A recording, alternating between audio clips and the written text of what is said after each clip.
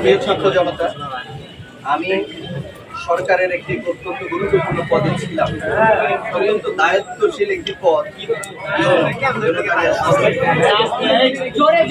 আমার অবশ্যই উচিত ছিল অত্যন্ত সতর্ক থাকা, সচেতন থাকা এবং ছাত্র জনতার যে পালস, যে ইমোশন, আবেগ, সেটাকে বুঝতে পারা এবং আমার যেন কোনো রকমের ইচ্ছাকৃত অথবা অনিচ্ছাকৃত ভুল না হয় সেই ব্যাপারে আরো বেশি সতর্ক হওয়া উচিত ছিল অবশ্যই।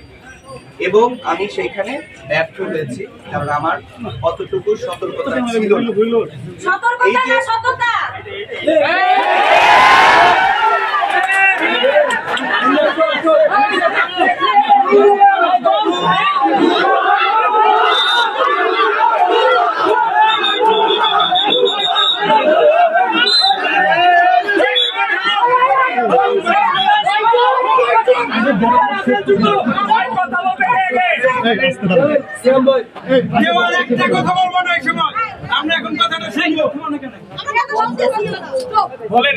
আমার যে ভুলটা হয়েছে সেই জন্য আমি আন্তরিকভাবে অনুতপ্ত এবং আপনাদের কাছে আপনাদের যে আবেগ আছে তাকে আমি শ্রদ্ধা করি।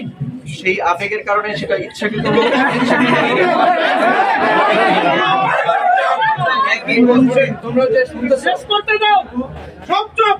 একই মঞ্চে কখনোই একজন অপরাধী এবং একজন শহীদ জননী এবং ছাত্র জনতা যারা শহীদ হয়েছে, আহত হয়েছে, তারা একই মঞ্চে এসে বক্তৃতা দিতে পারে না। তাহলে করলেন কেন?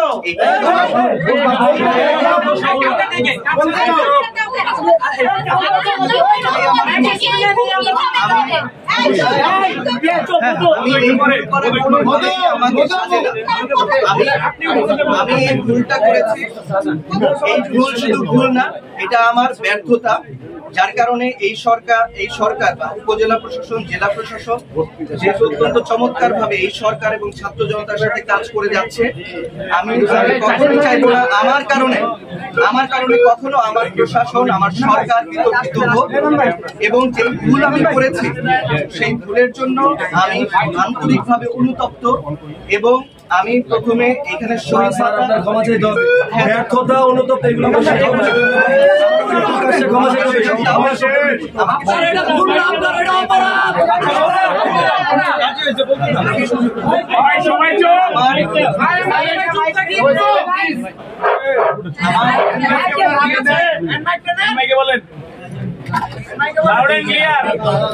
আমার যে অনিচ্ছাকৃত ভুল বা অপরাধ আমি সবকিছুই স্বীকার করে নিচ্ছি, কারণ কোনোভাবে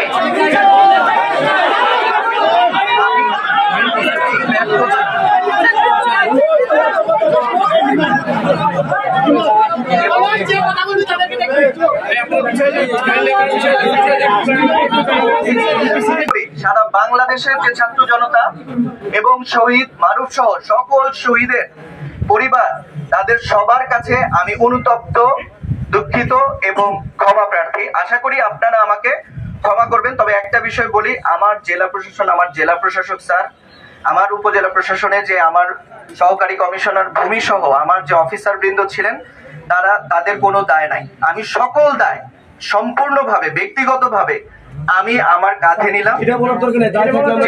জি, আমাকে ক্ষমা করবেন। আমি আবারও আন্তরিকভাবে আমার ভেতরকার অনুতাপ প্রকাশ করছি। আমি আসলেই আন্তরিকভাবে অনুতপ্ত, কারণ এটা অনেক সেন্সিটিভ একটা ইস্যু। আমার অনেক সতর্ক থাকা উচিত ছিল। এই ব্যর্থতা ক্ষমাহীন হওয়ার পরেও যেই ছাত্র জনতা নতুন বাংলাদেশের জন্ম দিয়েছে, যেই ছাত্র জনতা এই আমাদেরকে স্বপ্ন দেখতে শিখিয়েছে, আমি আশা করব ইনশাল্লাহ তারা আমাকে ক্ষমা করবে এবং শহীদ পরিবার যারা আছেন তারা অবশ্যই আমাকে ক্ষমা করবেন। আমি আন্তরিকভাবে ক্ষমা প্রার্থী।